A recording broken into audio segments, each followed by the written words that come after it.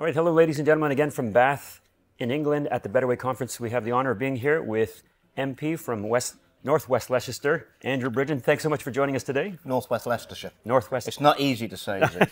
It's even harder to read. And it's even harder than Worcestershire. All right, so Worcestershire. there you go. So you spoke on an important topic today. First, it defines what's actually happened to you. You were kicked out by the Conservative government because you spoke out against the mandates of COVID, the vaccines, so-called, and you were kicked out for supposed anti-Semitic remarks. We're seeing this globally, these attacks being used, far right, this, that, right, the propaganda. Tell us what's happening to our world nowadays when you speak about democracy being destroyed. Well, what we've seen is the failure of democracy around the world to protect the people from harms, the failure of regulators and institutions whose duty is to protect the people. And we're seeing a blind eye being turned to issues of concern to the public, like vaccine harms, excess deaths we're seeing around the world. And anyone who does speak out on that, whether they're a scientist, a doctor, a journalist, or even a politician, that's it, you're cancelled. What we're seeing is the end of anyone being able to challenge anything that's the accepted narrative. That in itself is anti-science, and it's also anti-democratic, because we need to have the freedom of speech to speak out. We need freedom of thought to think our own views, and we need to be able to challenge the narrative, because ultimately that's what protects all of us, and that's why we're in the mess we're in now, actually. Now, we're seeing unprecedented actions being taken against those people who've been speaking out. We're seeing German doctors now being jailed for up to 2.5 years because they wrote mask exemptions or vaccine exemptions. And this persecution is happening around the world. We were just talking about one of our Ontario members of provincial parliament, Randy Hillier, looking at $1.2 million in fines, 6 months in jail. Is there a way to stop this tide of corruption, this totalitarian takeover? Well, ultimately, as I said in my speech, when the people are scared of the politicians, you've got tyranny, and I think that's what we've got around the world now. People are genuinely, after the lockdowns and the mandates and the vaccines, people are genuinely scared about what their parliament is going to inflict on them next. We used to be parliaments that made laws to make life better for the people. Now we inflict them upon them.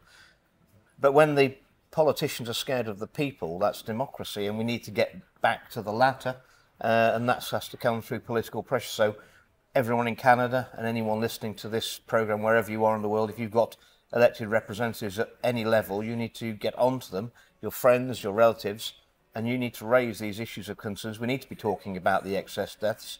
We need to be talking about the vaccine harms. And ultimately, elected politicians, they work for the people. We're their servants of the people. We're not their masters, and a lot of my colleagues and colleagues around the world need to be reminded of that. It's very true, but you stand out as, in parlance of nowadays, you stand out like a unicorn, because there's not many politicians who are serving their elected or their constituents. I recently saw a video where Joe Biden was campaigning, and he was with some hard hat workers in a union, and the guy said, "You don't represent most of us here because you want to take away our guns." He said, "That's not true." And he said, "It is. There's a viral video." And he said, "You need to remember you work for us." And Joe Biden literally looked at him and said, "You're a horse's ass," and walked off. You guys want it? I'm not worried. Yes, well, that's the arrogance. I think the political elites in our countries, they're not working for the people anymore. I think we do know who they are working for. When you actually look at all the mistakes being made by all the politicians, all the governments around the world, they're in lockstep on the same issue. So it's clearly coordinated, and it's for the benefit of large corporations and extremely rich individuals. Well, that is the opposite of democracy. Democracy is one person, one vote, not huge, influential, very rich individuals and corporations having influence over democratically elected governments. That's got to stop. That's how we've got into this mess. But at least we now know what we're up against.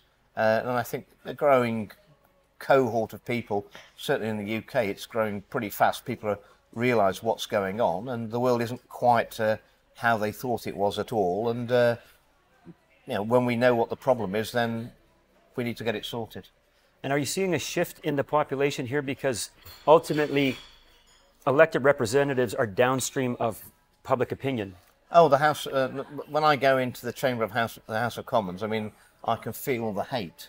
They hate me speaking. They hate the emails they'll be getting from their constituents about the issues I'm raising, which they don't even want to talk about. And obviously, when they go on the record and said, Bridgen's spouting rubbish again, that's on the record that they're going to be on the wrong side of history when it all comes out. And obviously, they deeply, deeply, deeply resent that.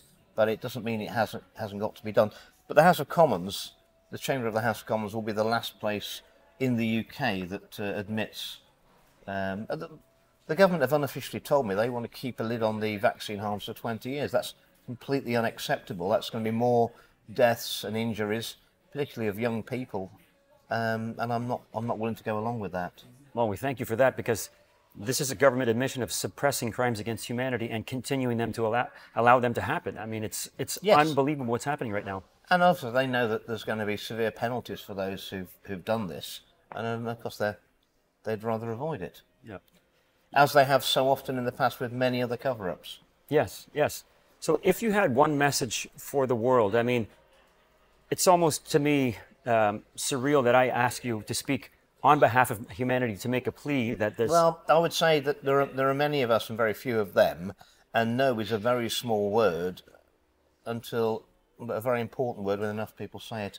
And ultimately, the sovereignty and power of any democracy lies with the people. It doesn't lie with politicians. That's an absolute myth.